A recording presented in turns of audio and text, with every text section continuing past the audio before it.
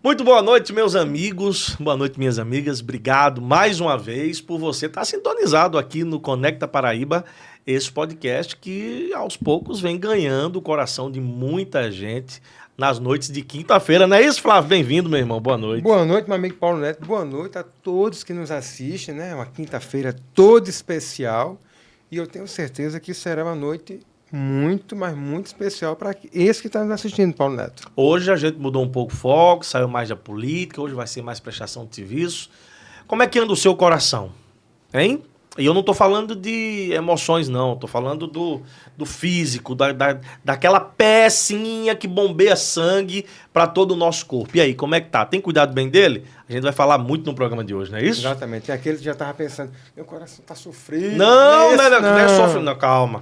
Não é isso, não. Ainda não é isso que a gente vai falar. Quem sabe um dia a gente fale sobre isso aqui no programa. Mas antes, Flávio, vamos dar uma moral para quem também nos dá moral, além dos nossos telespectadores, os nossos parceiros que ajudam a esse programa a se manter sempre ao vivo às quintas-feiras. E vamos começar com a Êxito Cowork, este Boa. lugar onde nós estamos, que proporciona um espaço como esse do podcast.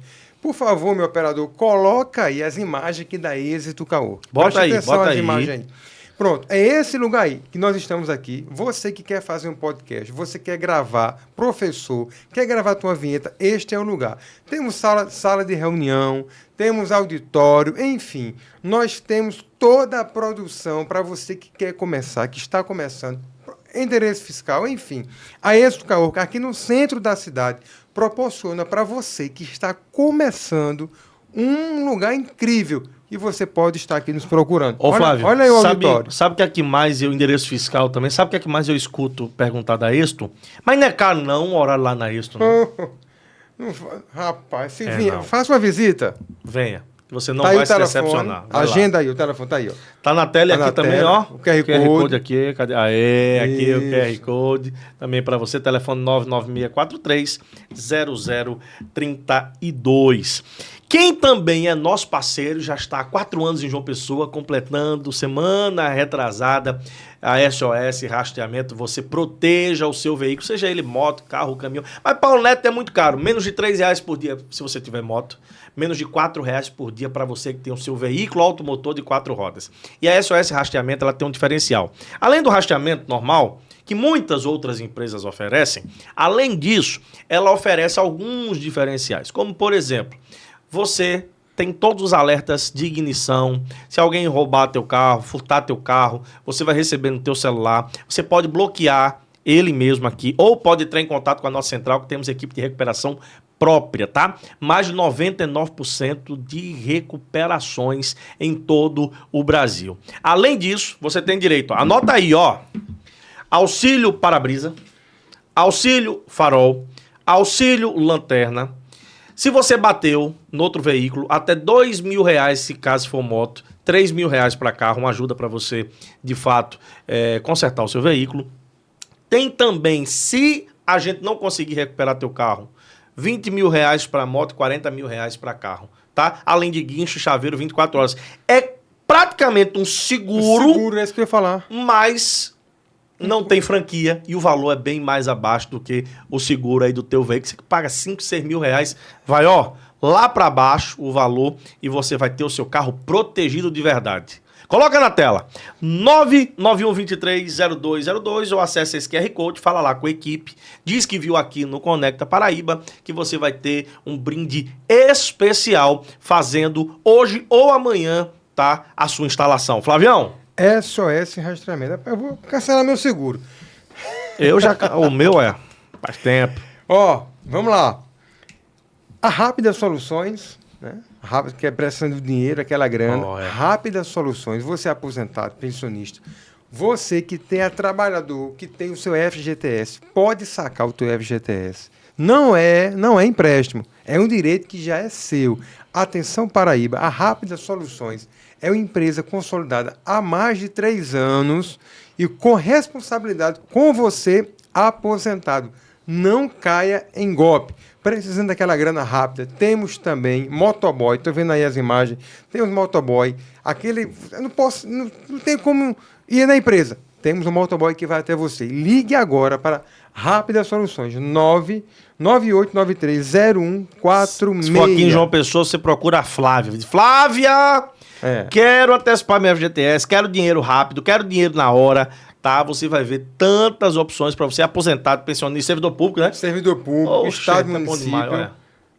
Liga agora e fale agora com a Rápida Soluções. Tá construindo ou reformando? LDF Material de Construção, Estrada de Cabedelo, com os menores preços de João Pessoa, da Grande João Pessoa e do Nordeste. Um verdadeiro home center para você que está levantando o seu palácio, né, desde o zero, desde a fundação, até mesmo reformando aquela sala, dando um toque especial na tua varanda gourmet, modificando o teu quarto, botando aquele piso antiderrapante no seu banheiro, o que você precisar de reforma e construção elétrica, hidráulica, tudo você encontra na LDF Estrada de Cabedelo, tá bom? Sentido Cabedelo, antes do Casa Tudo, você pode visitar todos os dias a LDF ou você pode comprar sem sair de casa. Coloca aí, Fernandão, na tela, 991975653, já estava no número menor aqui embaixo, juntamente com o QR Code que a nossa produção preparou para você, mas agora já com um número maior para você entrar em contato hoje ou amanhã e fazer o seu orçamento e comprar aquilo que você precisa para sua casa ou sua construção. E para finalizar, Flávio, meu amigo, meu parceiro, é um empreendedor, tem vários colegas empreendedores, e se você é um empreendedor, a gente sabe que tem aquelas convenções de categorias, né, que ao final do mês você, além do salário para o seu colaborador, você entrega uma feira, uma cesta, né? Da cesta mais básica à mais completa, atendendo a todas as convenções de categorias. Ou você que gosta de doar, ou você que gosta de comprar a feira já pronta. Não, Pauleta, eu uso em casa mesmo, eu compro 2 feiras daquela grandona, passo o mês todinho. O lugar certo é Império Atacadista. Atenção.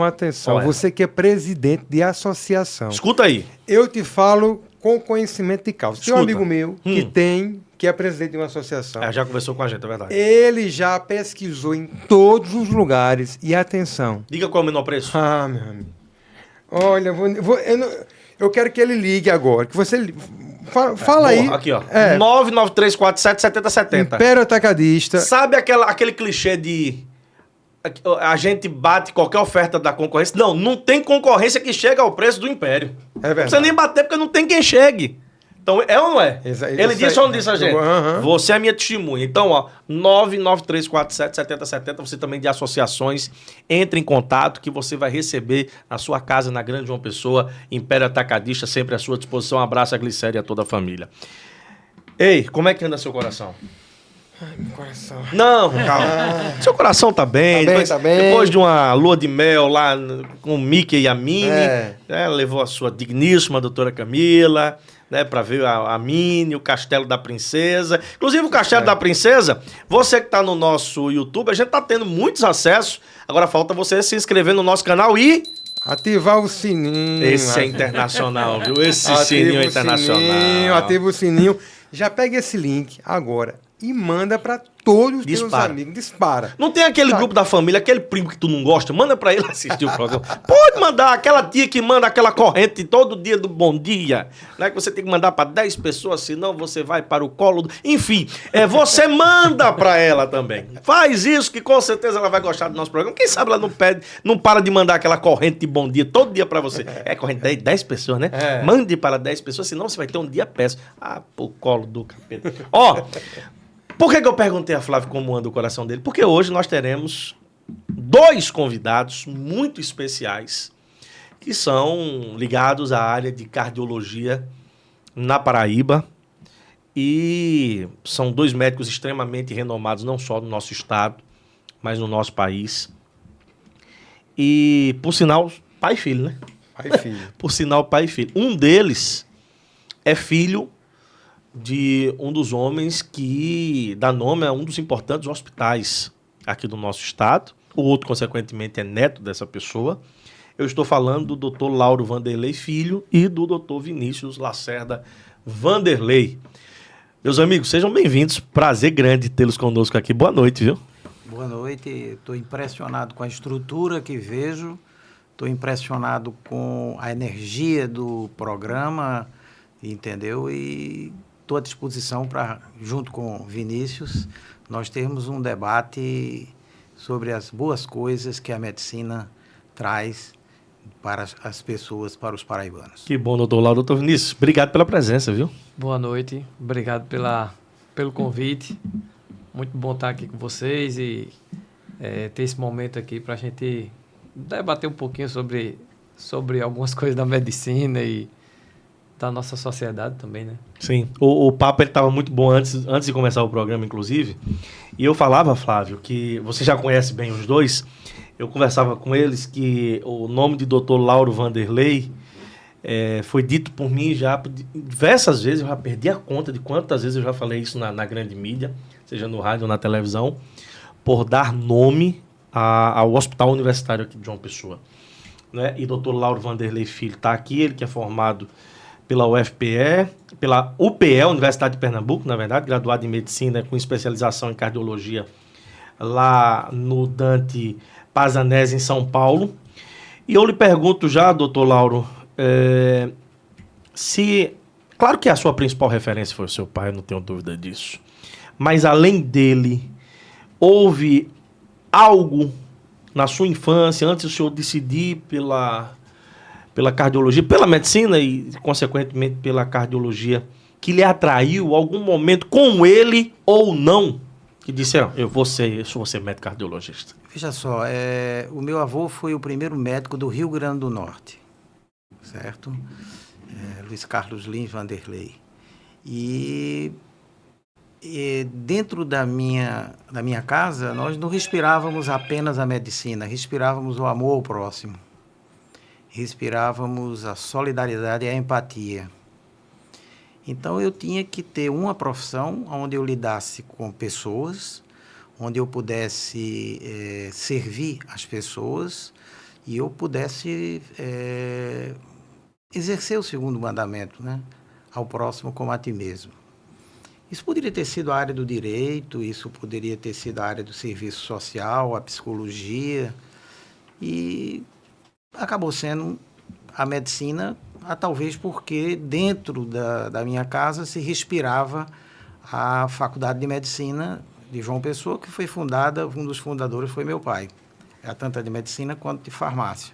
E eu passei a minha vida, a minha infância, vendo aqueles personagens pioneiros que eu nasci em 55, eles começaram a ideia da faculdade em 50, e eram tão idealistas que quando Zé Américo de Almeida federalizou, eles tinham colocado o dinheiro deles para construir, para fazer, já tinha turma formada, eles simplesmente deram e não pediram nada além da alegria de que João Pessoa tinha a capacidade de formar médicos sem que você precisasse ir para a Bahia, que foi a primeira escola baiana, foi a primeira, ou ir para Pernambuco. Então, se eu não tivesse sido médico, acredito que eu teria sido psicólogo, talvez um jurista que defendesse os mais necessitados e enfrentasse toda essa heterogeneidade judiciária que nós estamos vivenciando hoje, mas algo que ajudasse ao próximo, algo que tivesse ao próximo como a ti mesmo. Primeiro Deus, acima de todas as coisas, depois o próximo. Então, a empatia existia na minha casa. Doutor Vinícius, dizem que filho de peixe, peixinho é. O senhor era filho de médico, neto de médico, bisneto de médico. Tinha como não ser médico? Na verdade, eu acho que a medicina entrou na minha vida, né? De uma maneira muito natural, né? Também, né? Eu acho que eu fico me lembrando de coisas de quanto jovem, assim, ir jogar bola com os meninos. Quando alguém se machucava, o pessoal me chamava. Então, assim, dá uma olhada aqui. E eu era mais um que estava jogando ali, criança, do mesmo jeito que todo mundo. Mas acho que quando você tem a questão da medicina, que você vai vivendo ali, você vai vendo o dia a dia, né? Você acaba absorvendo algumas reações, eu acho que a gente tem que ter na medicina, né? De às vezes nem se impressionar em alguns momentos para poder conseguir agir pela razão ali, né? E conseguir deixar a pessoa, o próximo bem, né? Houve, meu amigo, doutor Vinícius, houve algum momento, alguma situação que você observou no seu pai, tipo assim, essa profissão tipo assim, alguma atitude, algo que falou, não, é isso mesmo que eu quero, Um start. um Mesmo, start. mesmo com todo esse histórico, essa Isso. coisa tão natural, teve um momento que você disse, não, agora eu não tenho, eu tenho dúvida nenhuma. Eu acho que existiram momentos que a gente vai vendo o desgaste, né? Que a medicina também causa um certo desgaste na gente. A gente acaba se doando muito, né? Para as pessoas. E eu acho que eu tive momentos em olhar e dizer, poxa, eu não sei se é isso que eu quero. Por muitas vezes ver esse desgaste nele, né? Mas ao mesmo tempo eu costumo dizer que a medicina tem um negócio assim que é ímpar. Tem coisa que não paga. Tem coisa na medicina. Eu acho que tem coisa na profissão da gente, quando a gente gosta, quando a gente ama, que a gente está fazendo ali porque a gente quer ver o bem do outro, que não paga. Então, assim, muitas vezes ver alguém que está sem um brilho no olho, e muitas vezes você conseguir colocar aquele brilho no olho de volta, não por você, mas porque Deus te deu essa oportunidade. É um negócio que muitas vezes é fora do sério, assim, é fora do normal. Então, eu acho que essas situações, né, muitas vezes mexe, né, com você e fazem você querer andar aquilo ali, entende? Eu acho que na nossa vida, se a gente não consegue usar a nossa vida mesmo para poder abençoar outras pessoas, e aí eu não estou falando de querer alguma coisa em troca, nem fazer porque você quer fazer, entende? Não porque teu nome vai aparecer ali ou vai aparecer acolá, mas porque você quer fazer, porque quer ver aquela pessoa bem. Eu acho que isso Meus vale. amigos, eu não quero que essa minha próxima pergunta, a gente tá aqui num bate-papo, e uma coisa me chamou a atenção, o histórico trazido por Dr. Lauro, de como surgiu a primeira faculdade de medicina na Paraíba. E hoje, Dr. Lauro, Dr. Vinícius, e você que está assistindo o podcast, meu querido Flávio, pessoal da produção, Carla, Fernando,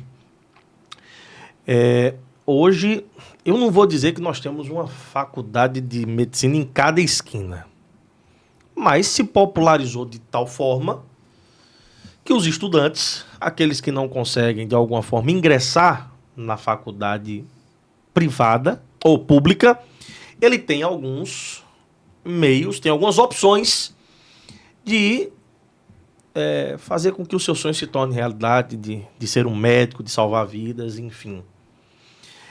E como eu disse, fiz todo esse preâmbulo para novamente repetir, não quero com isso ser polêmico aqui no programa, é só porque o Dr. Lauro me chamou a atenção pelo histórico e eu queria saber de vocês, fiquem à vontade se não quiserem responder, claro, mas enfim. Isso é 100% bom?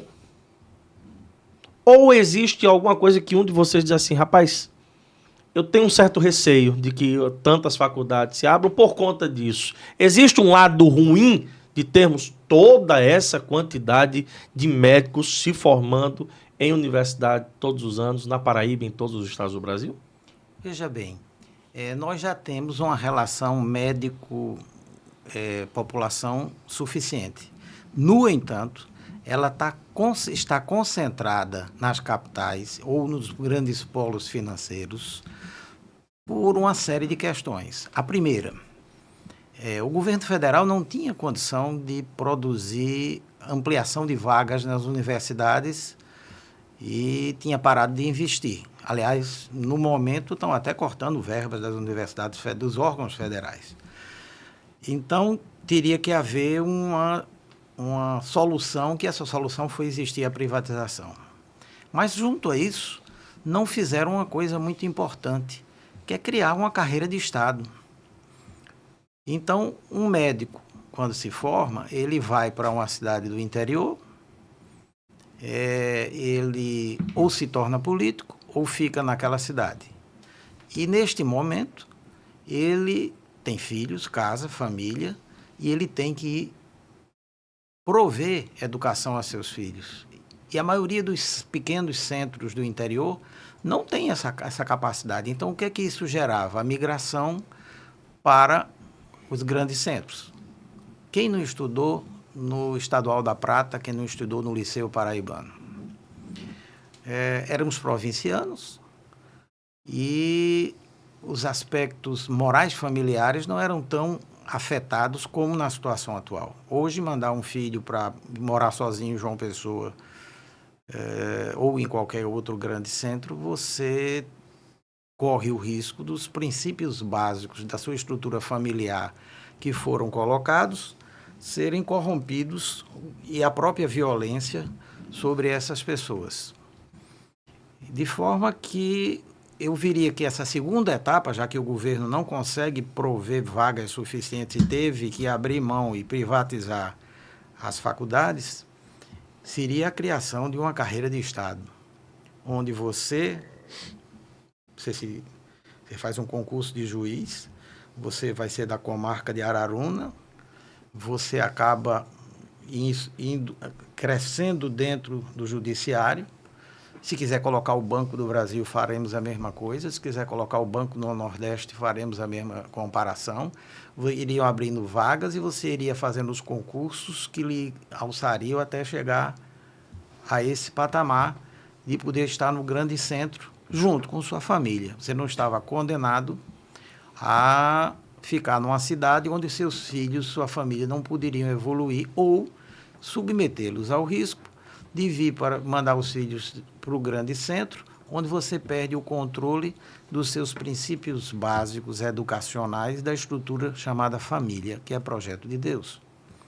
Então, ninguém se atentou para isso, apenas diz, não, faz o mais médicos e manda o camarada para lá. Bota um saláriozinho maior, manda o cabo para o interior. Manda o cabo para o interior. Se ele constituir família, ele vai querer vir embora, porque lá não tem como resolver esse problema. No entanto, se nós tivéssemos uma reciclagem de jovens que entram na cidade do interior, mais velhos que fizeram concurso e vieram para o grande centro, eu não lembro quem foi agora, mas teve alguém que foi procurador em Araruna e hoje, salvo engano, é desembargador. Ele se trilhou uma carreira.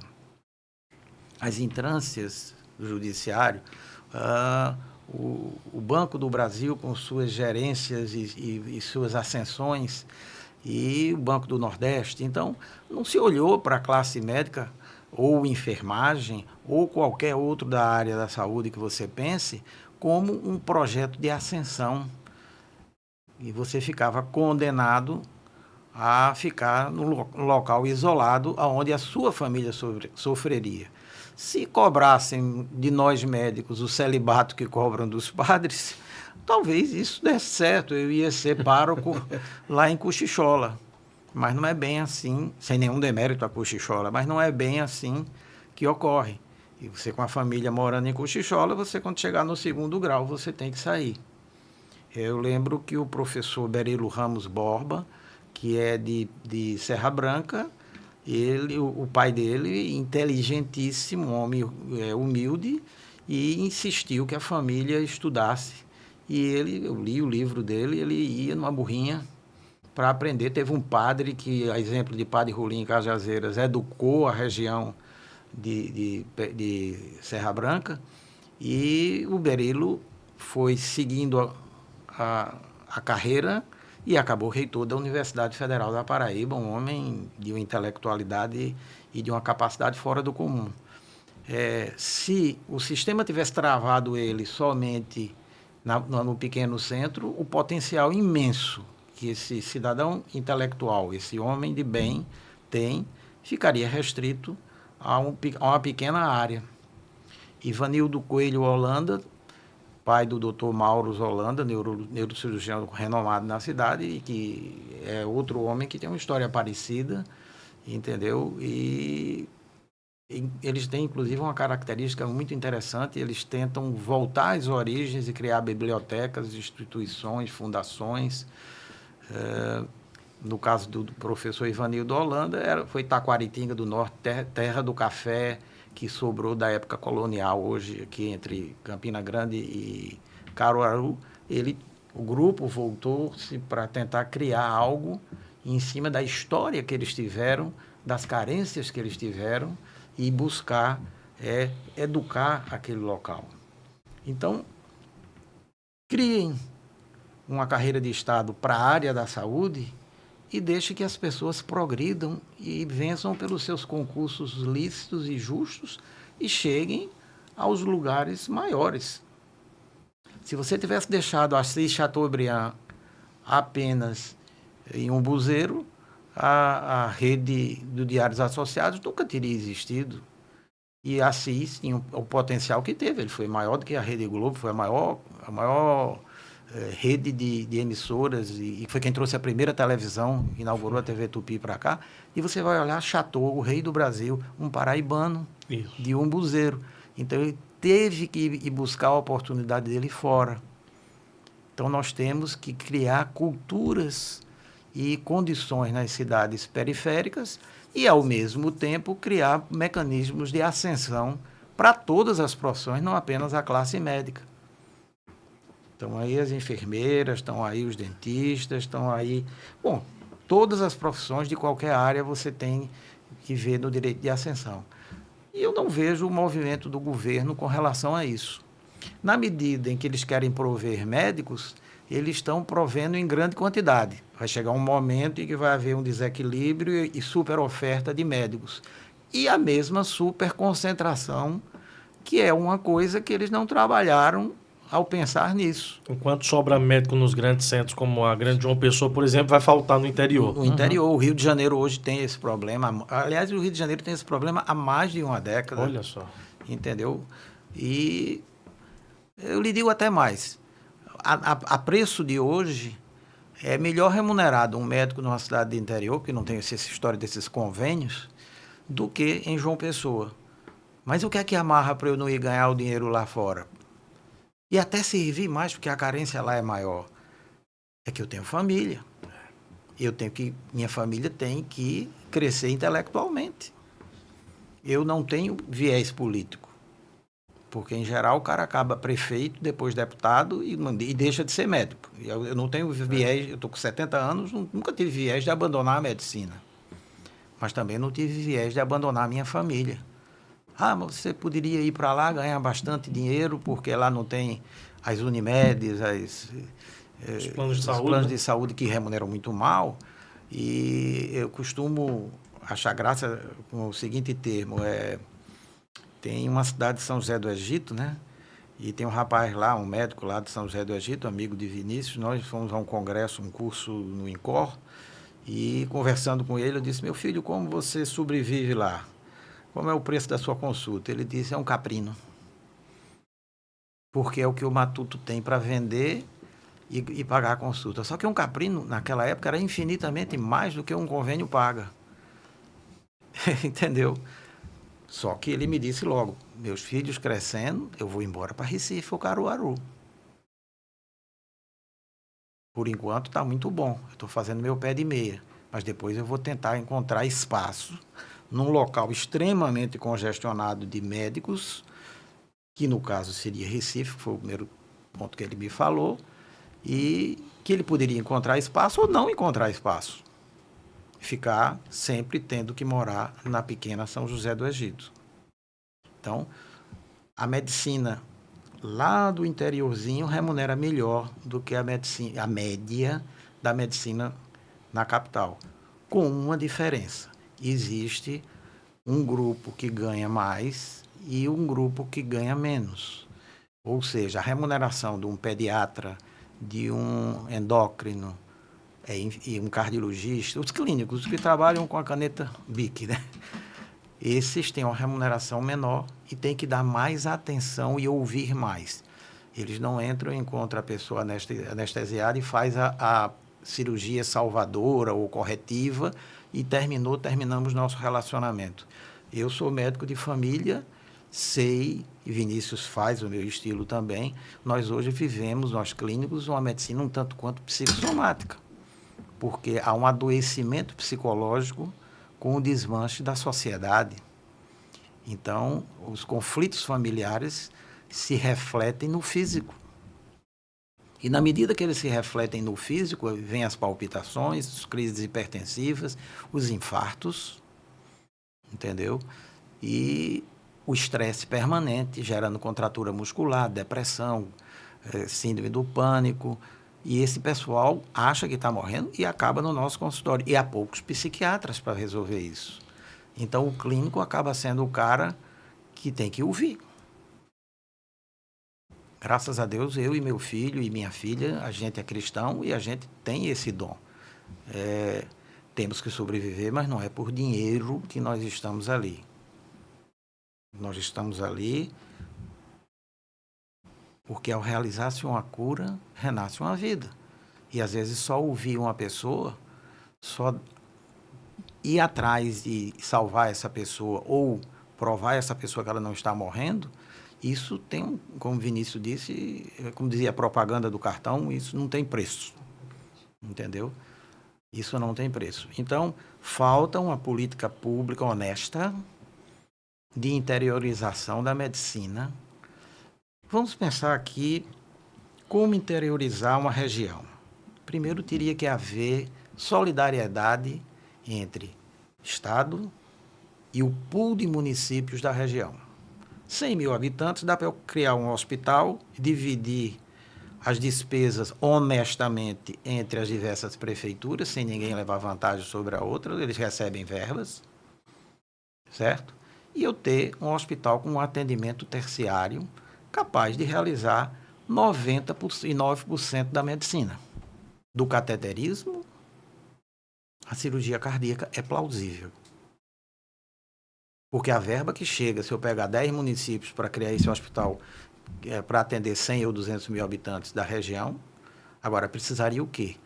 Precisaria que se parasse de olhar para o umbigo e se olhasse para a comunidade. E se olhasse aquilo ali não como um município, mas numa visão holística de uma região. Porque aí o que é que acontece hoje? Você tem um pool desse de municípios com 10 prefeituras, aí se levanta essa tese trazida por Dr. Lauro, aí o prefeito da nossa cidade vai dizer, não, o diretor que vai indicar sou eu. Né? Começa aí a confusão. Começa aí a confusão. Entendeu? Então, como isso não acontece, o que é que isso gera? Gera que na porta do hospital universitário você encontra uma série, tudo que eu estou dizendo aqui, eu não sei se hoje acontece, que eu estou aposentado desde 2016, mas até 2016, você tinha ônibus escolares, o que já não era uma coisa certa, na frente do hospital, vindos de cidade de interior, ou pequenas ambulâncias, às vezes para coisas bobas, que daria para resolver na cidade do interior, mesmo sem existir essa visão cooperativista. E não são poucos. E não são poucos. Quando o doutor Lauro está falando, gente, que não é certo trazer em ônibus escolar, é porque, segundo a legislação vigente, esse tipo de transporte é desvio de finalidade. Isso. Não posso provar hoje, porque eu estou aposentado desde 2016, então não sei se hoje esse costume ainda permanece. Eu não tenho andado pelas portas do HU com esse olho crítico. No entanto, isso me gerou...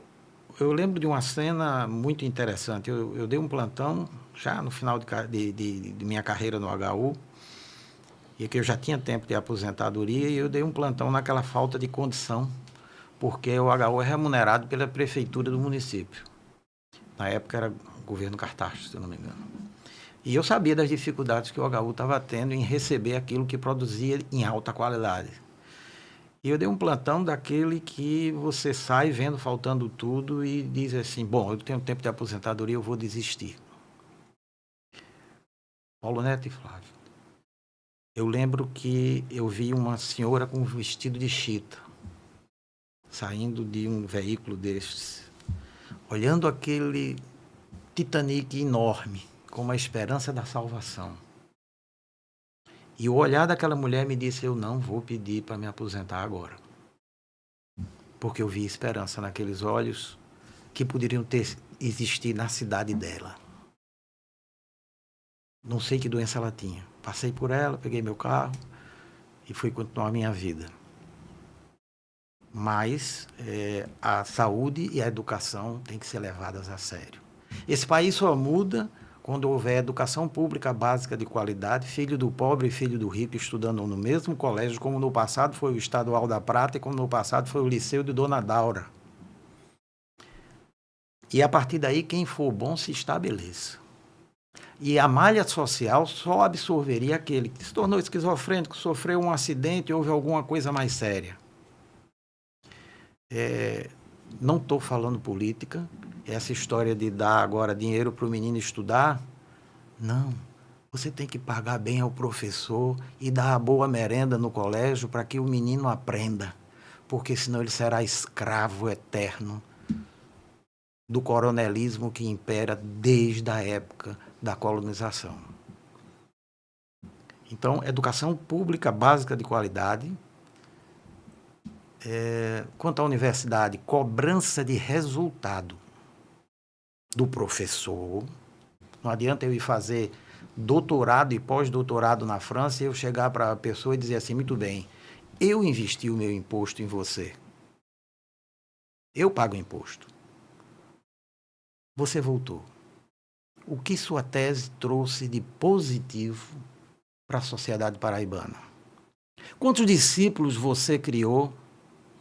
Quem são seus seguidores? Que escola gerou o seu pensamento e o que você aprendeu? Sua obrigação aqui é multiplicar. E essa não é a visão capitalista, não. Eu tinha um amigo que já faleceu em Recife, Rômulo Fonseca dos Santos, que ele fez cirurgia de mão em Lyon. Nós estamos falando da década de 70, só tinha 2 cirurgiões de mão em Pernambuco. E ele teve um colega cubano. E o cubano dizia, eu tenho que voltar para multiplicar o que eu aprendi aqui. Até porque no socialismo, a turma está enganada, não tem lugar para cigarra. Só tem lugar para formiga no formigueiro. Se você botar a cigarra, a formiga come. Então essa visão, liberdade total, isso romântica, né? Que está que está acontecendo na sociedade brasileira, notadamente nos centros que deveriam ser culturais, essa não é produtiva. Então, no que concerne à universidade, eu quero resultado. Quantos trabalhos de qualidade você publicou, quanto você fez de produção. Existem ilhas de excelência na UFPB.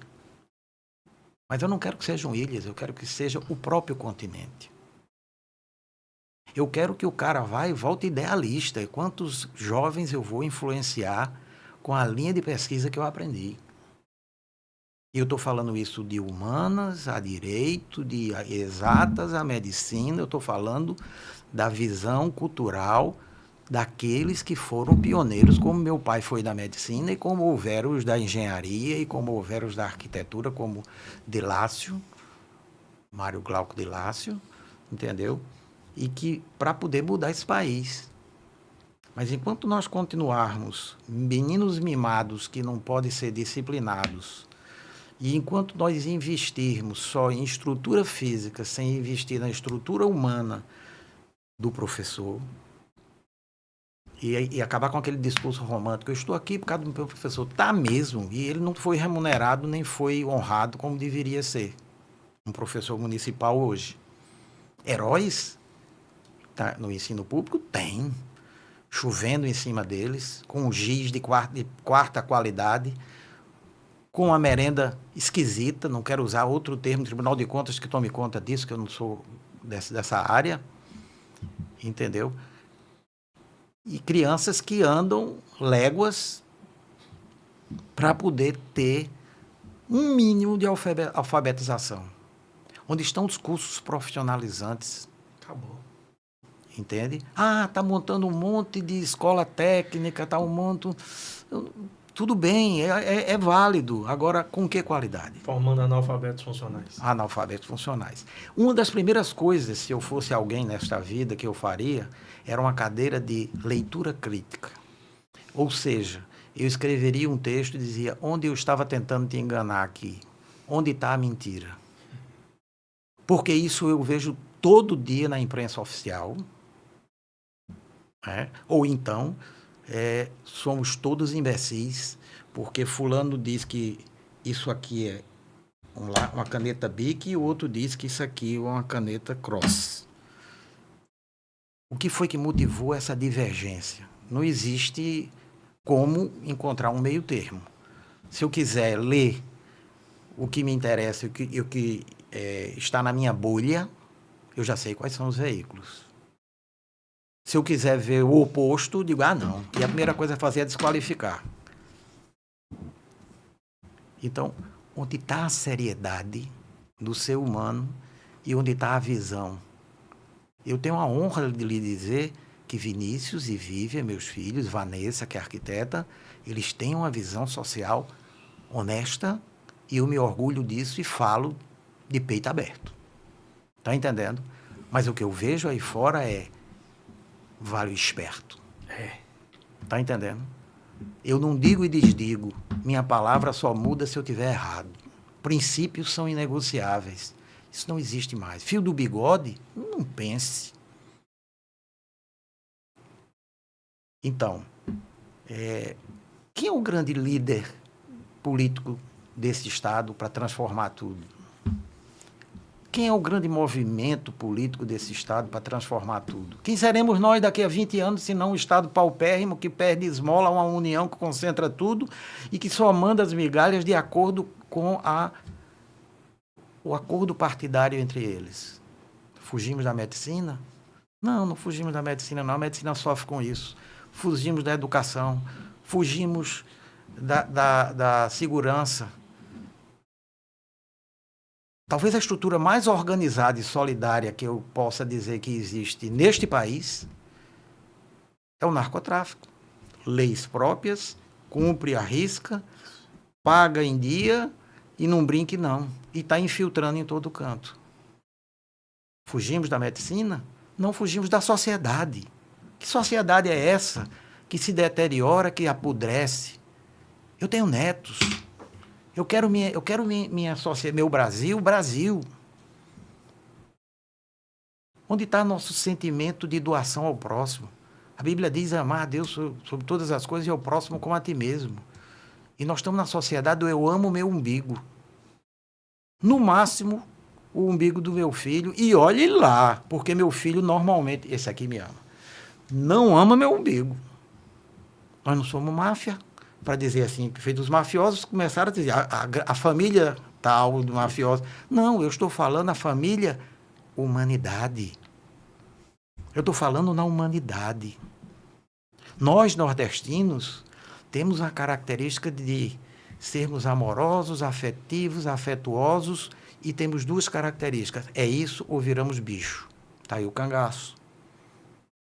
Está aí o novo cangaço. Mas eles são produto de que o ídolo dessas crianças que não tiveram educação, porque estes políticos não fizeram a coisa certa e não prestigiaram aquela professorinha e não respeitaram que não valeria a pena fazer um colégio de 3 andares e ter uma merenda que o Tribunal de Contas resolva, ou uma professora que um sindicato não defende como deveria defender. E geram pessoas que vão olhar o traficante como seu ídolo ou cantores, que eu não vou citar nomes a nível nacional, mas que foram presos ligados ao tráfico e enchem os auditórios com pessoas que os admiram. Dito esse enorme preâmbulo de minha revolta social e de minha alegria em ter um filho que sabe medicina, mas que sabe, acima de tudo, ser humano, e uma filha que gosta tanto disso, que fez mestrado em gerontologia, porque gosta de velhinho, certo? Eu estou aqui disposto a responder as perguntas da parte médica. Mas eu tinha que dizer minha parte cidadã, porque eu estou entalado com isso. Entendeu? Eu não almejo... Deus já me deu muito mais do que eu poderia imaginar. Não sou rico, minhas contas estão pagas e tenho horror de ser rico.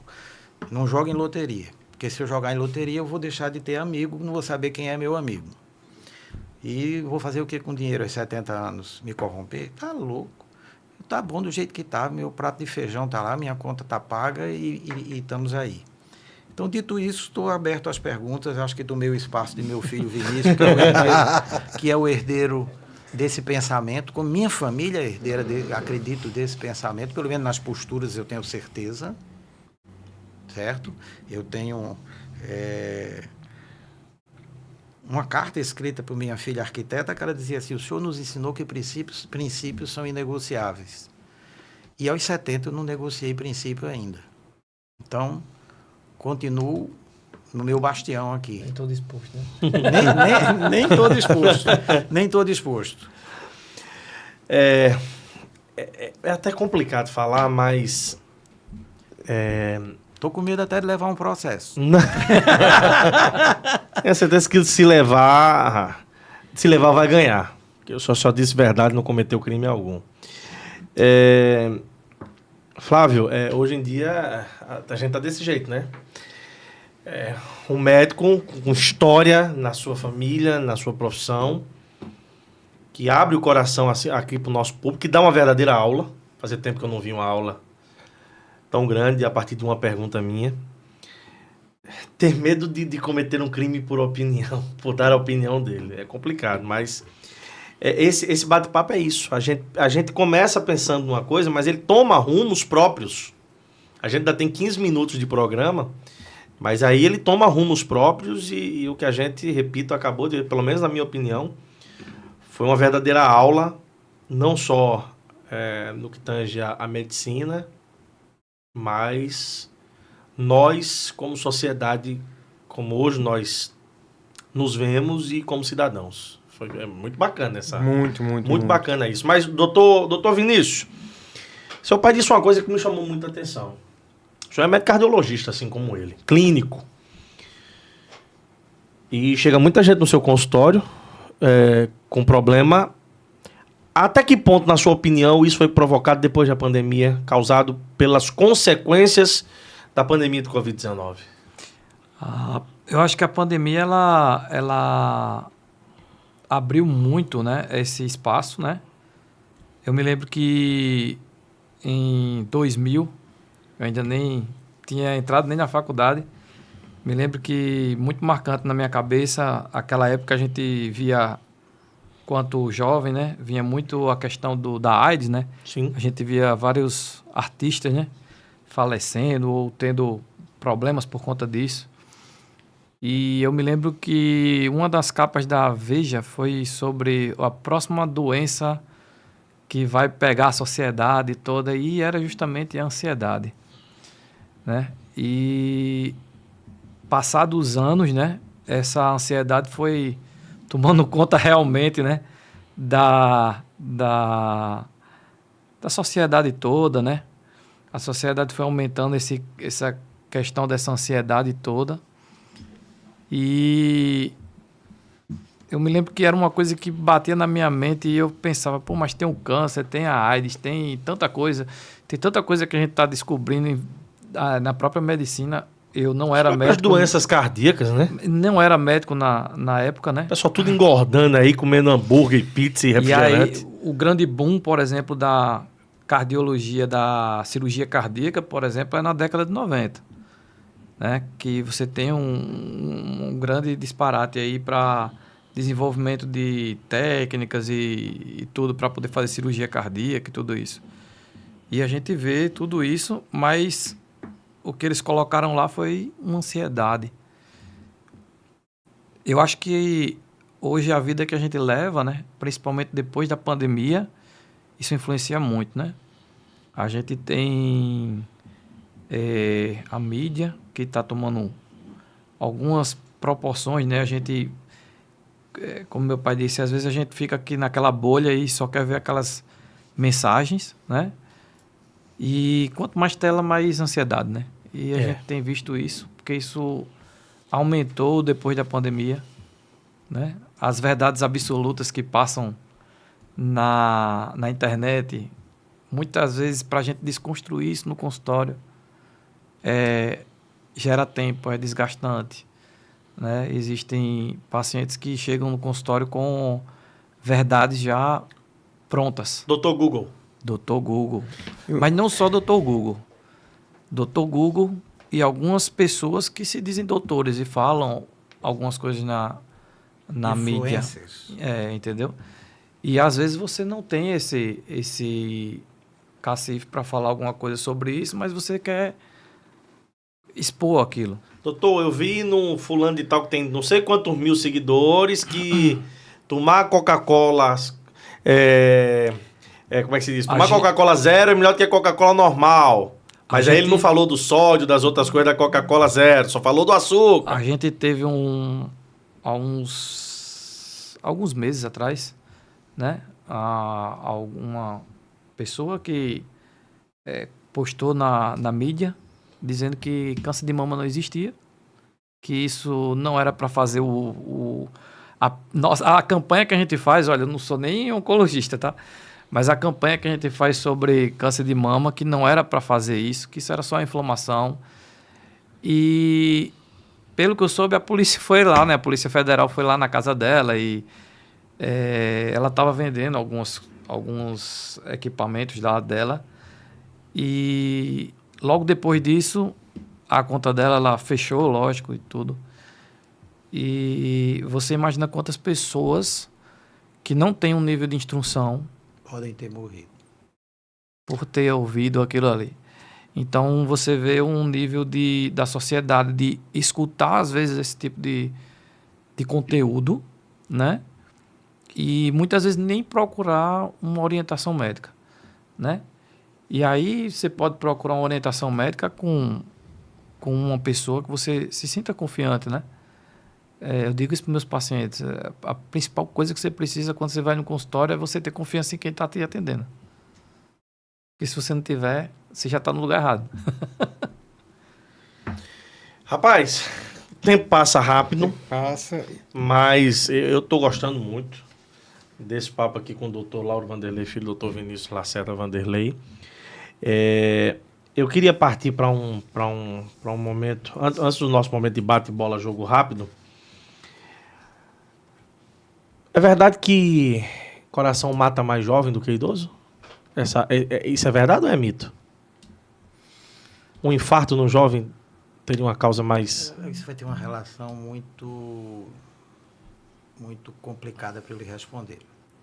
A imagem que se tinha sempre é que, no passado, Sim, o idoso começaria com sua doença crônica e desenvolveria circulações colaterais, de forma que a coronária fechando, ele teria transposições e o jovem não teria esse tempo. Mas vamos parar um pouquinho para raciocinar sobre outros aspectos, certo? Jovens têm morrido, tudo se coloca no saco do infarto, mas existem as doenças arritmogênicas, canalopatias, que você pode herdar, pode morrer naquela idade ou mais adiante.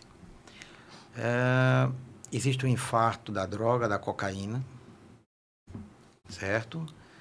E nem todo infarto é tão brutal.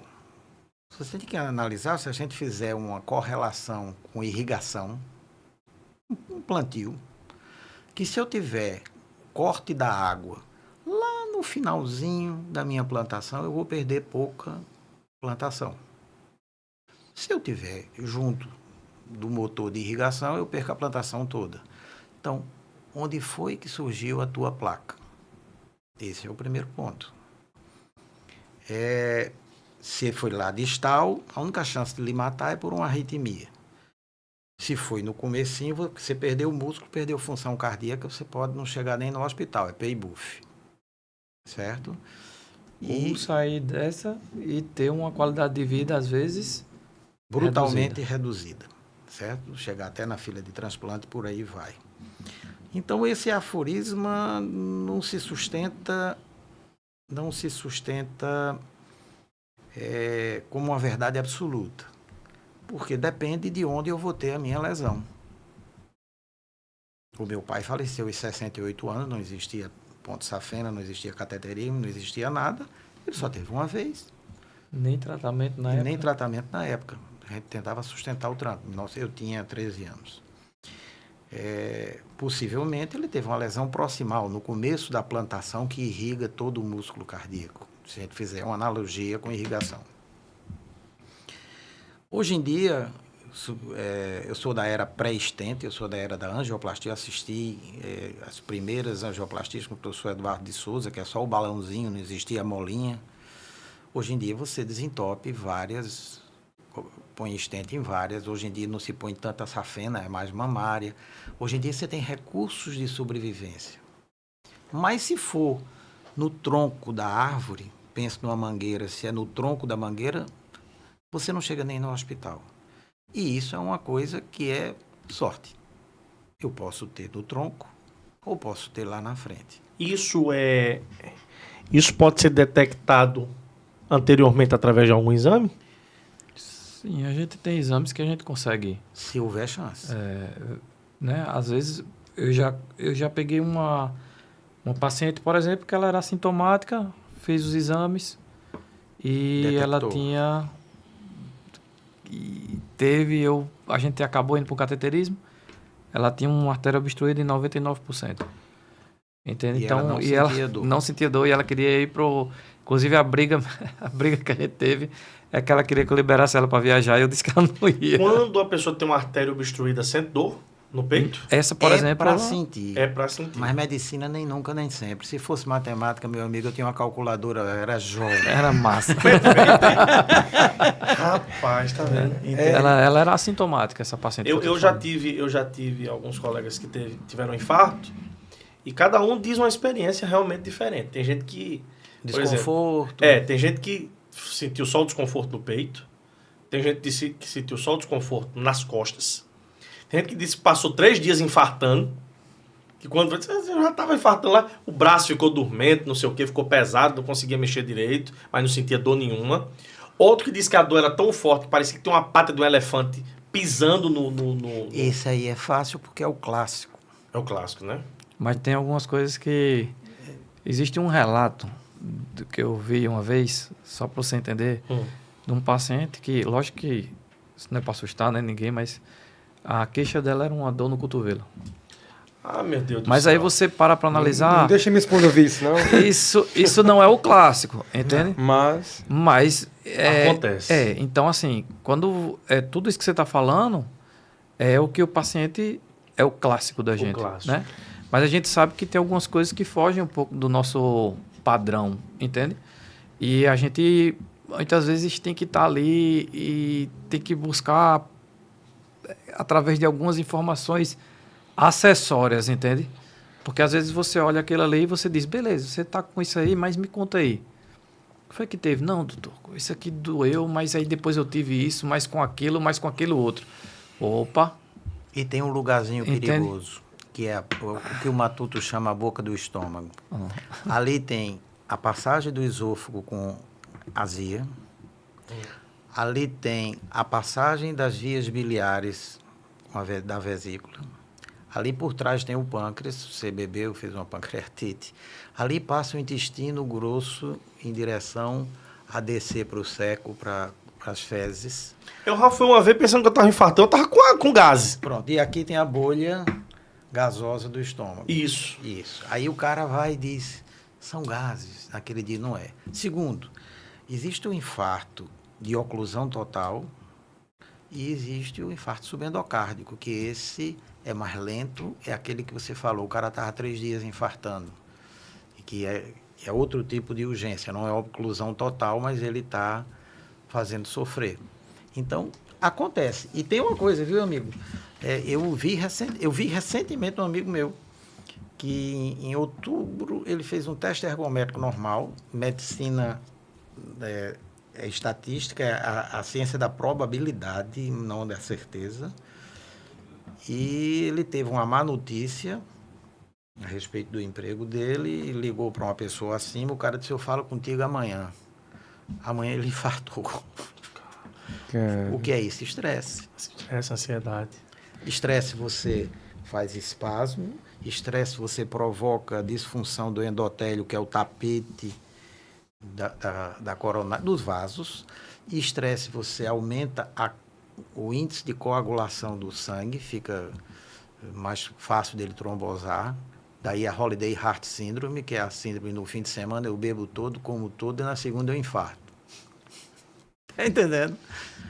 E se você não infarta porque bebeu todo? Porque no fim de semana houve um conflito familiar, meu filho bateu no carro, não sei que o vizinho botou o som alto, eu me irritei.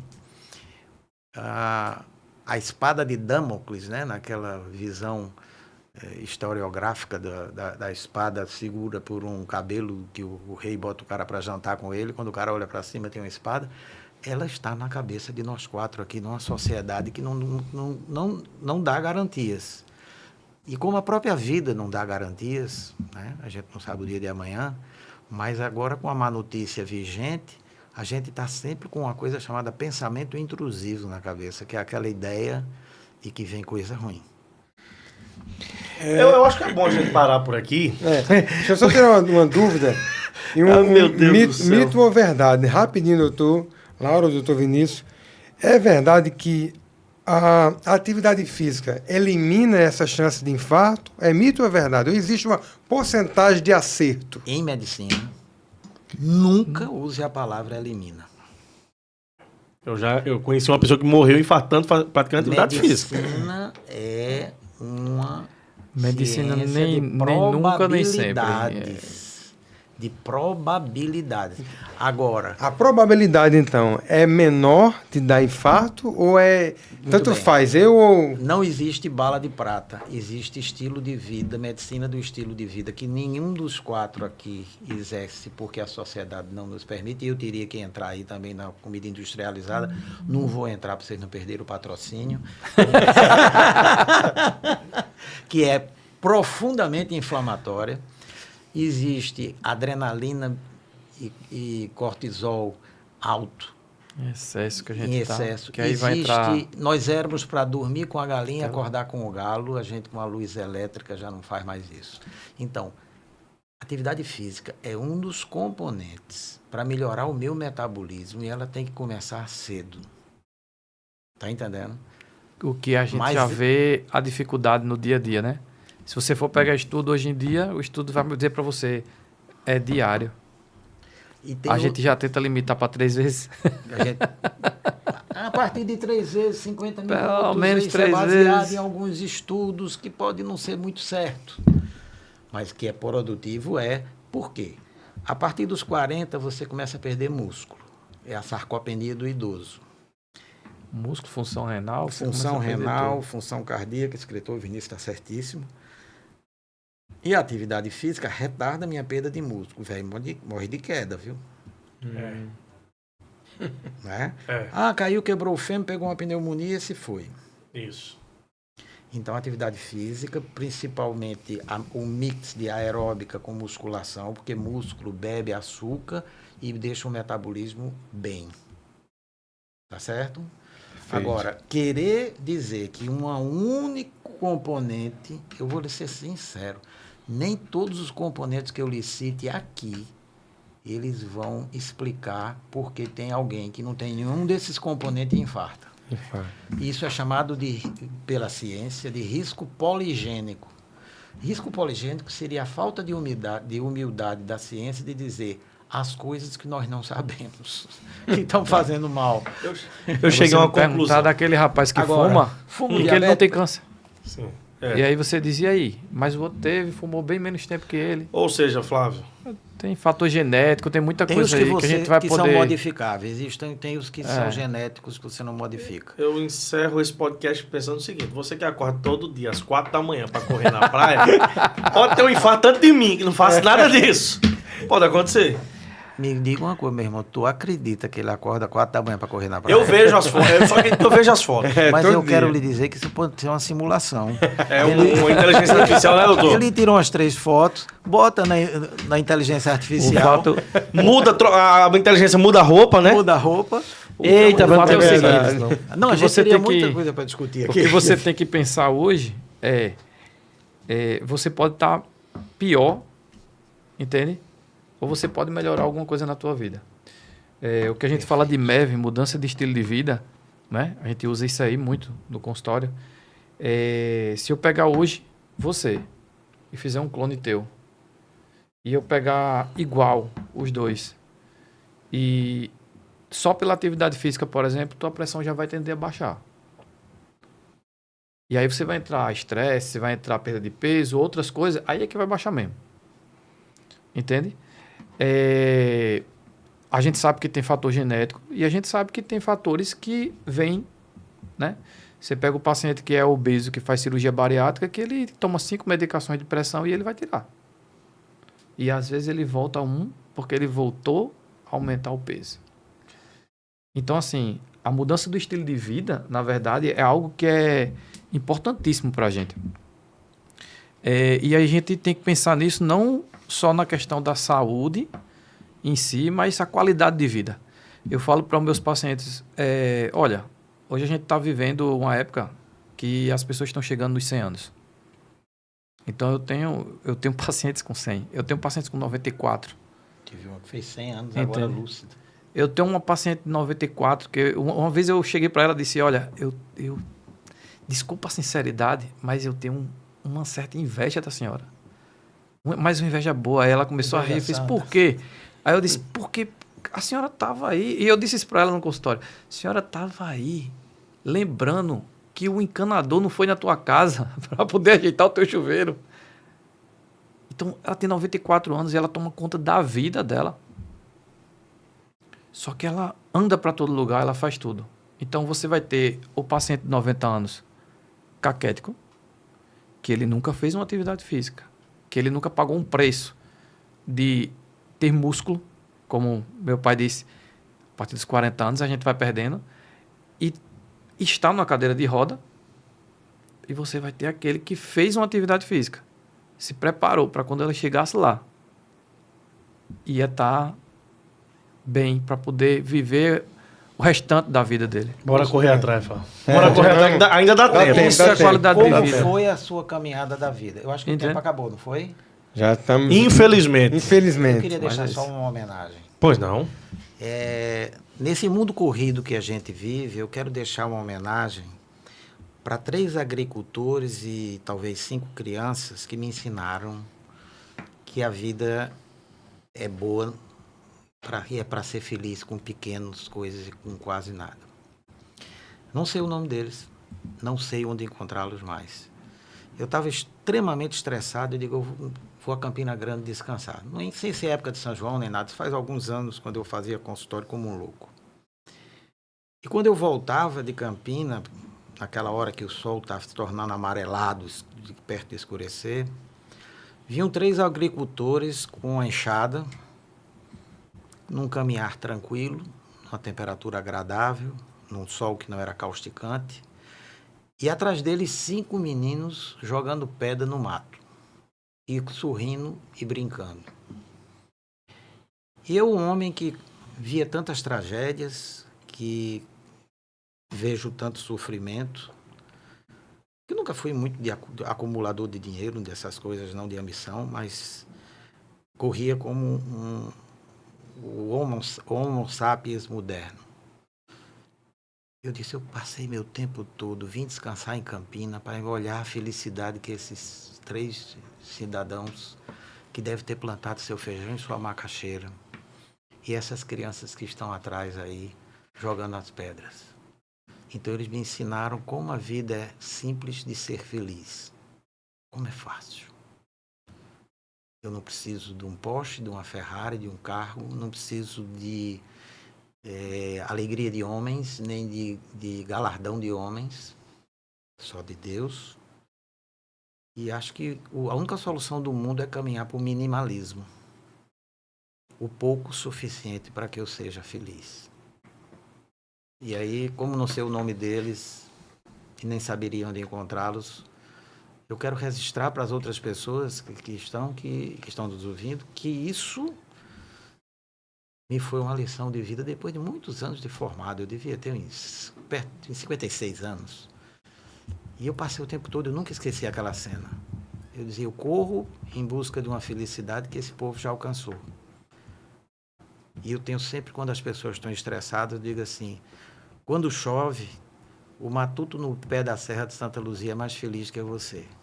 Ele abre a porteira, tira o leite da vaca, tem o seu cafezinho, tem o seu feijão guardado para o meio-dia, e o único grau de ansiedade que ele pode ter é se vier uma seca.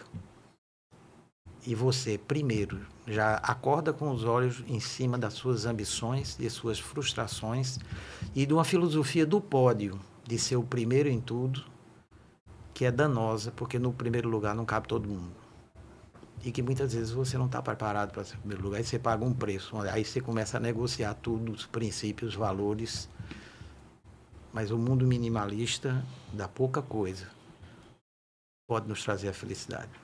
Obrigado pela oportunidade de trazer meu filho, que é o continuador desse pensamento. Minha filha, infelizmente, não pôde vir, entendeu? E obrigado por poder expressar coisas que às vezes eu tenho que me conter. Porque eu digo que se eu disser nomes ou falar coisas, eu vou errar um processo. Vamos fazer o seguinte, o senhor vai vir aqui uma outra vez, aí traz a filha. Que aí a gente vai bater um papo mais sobre... Não falamos quase medicina. Isso, mas a gente fala mais na outra vez. Para que existem os próximos momentos? Falamos em filosofia de vida. E não foi bom? Foi. Se o senhor aprendeu com 56 anos o ensinamento desses 3 agricultores, dessas 5 crianças, que bom que o senhor aprendeu e pôde compartilhar conosco, que ainda não chegamos aos 56 anos, e com tanta gente que está assistindo o programa agora, e vai ver os cortes, vai ver tudo. Graças a esses 3 agricultores e essas 5 crianças. Que são meus homenageados da noite. Que bom, que bom. Um abraço. Obrigado, viu, vocês? Obrigado. Muito obrigado. Precisam vir mais vezes. Mais vezes. Não deu tempo. Próxima vez, deixa um pouquinho o doutor Vinícius lá, aí traz a irmã, vem o doutor Lauro de novo aqui, a gente traz mais perguntas do público, tira mais dúvidas. Eu não falei medicina, Vinícius falou mais medicina que eu. E sai daqui achando que vai morrer amanhã. De infarto. Gente, obrigado pelo seu carinho, que você não morra, nem de infarto, que possa estar aqui no próximo podcast, também junto com o doutor Lauro, com a irmã do doutor Vinícius, quem sabe no próximo tirando mais dúvidas e tal, mas hoje foi uma noite de muito aprendizado. Flávio, um abraço. Muito obrigado, Paraíba, obrigado, doutor Vinícius, obrigado, doutor Lauro, e eu tenho certeza que você vai, depois desse podcast, vai pegar o teu sininho. Se inscreve, Inscreve, aciona o sininho lá e manda para toda a tua família, amigos, você que está terminou de assistir, mas vai compartilhar, vai mandar. E se você não gosta do programa, manda pro inimigo. Não tem problema nenhum, que ele vai gerar visualização do mesmo jeito. Tchau, Paraíba. Obrigado. Paraíba.